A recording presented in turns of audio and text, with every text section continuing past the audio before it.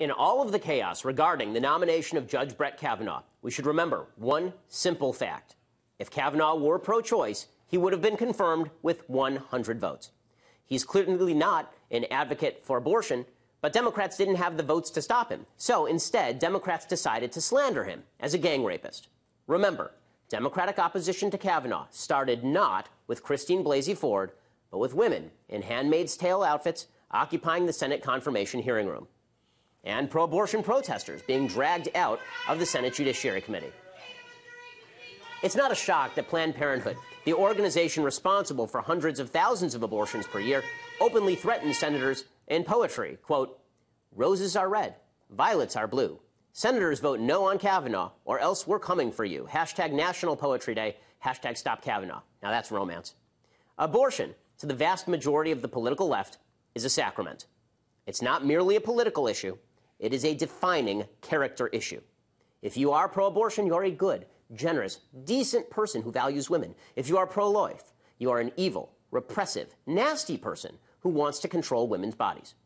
It's that view that leads to incidents like this one, in which a pro-life advocate was kicked in the face by a pro-abortion nutcase this week. It's a baby.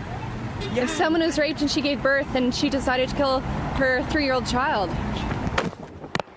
I meant to get your phone! The pro-abortion movement suggests that pro-lifers are extreme.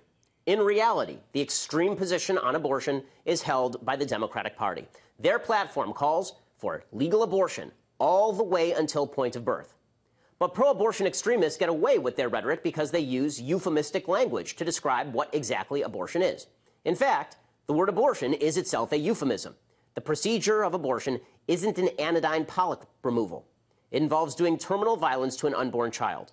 Ignoring that fact allows abortion advocates to avoid looking reality directly in the face. So, for just a few moments, let's look reality in the face. This is a picture of a 19-week-old baby. This is a human child.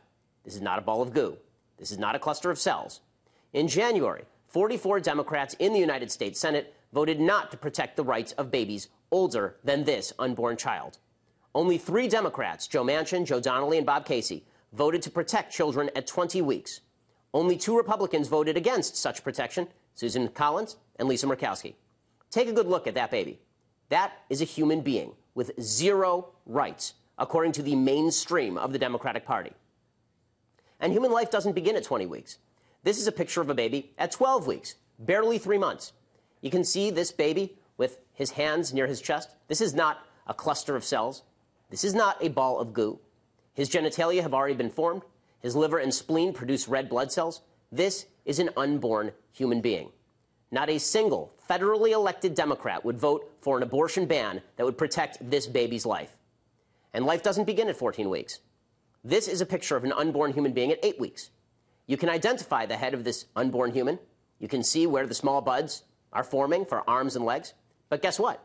Life doesn't begin at 8 weeks either. It begins at fertilization, when a new human life is formed, a new human being with its own DNA.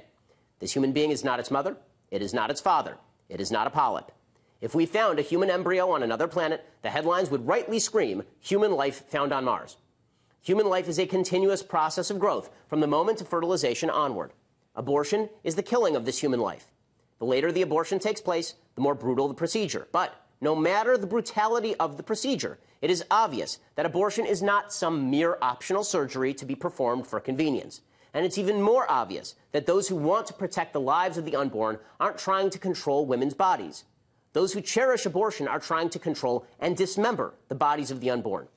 Think about that next time you see a radical feminist in a Handmaid's Tale outfit suggesting that you'd better respect her right to carve apart an unborn baby in the womb, or you're some sort of fascist. No more euphemisms.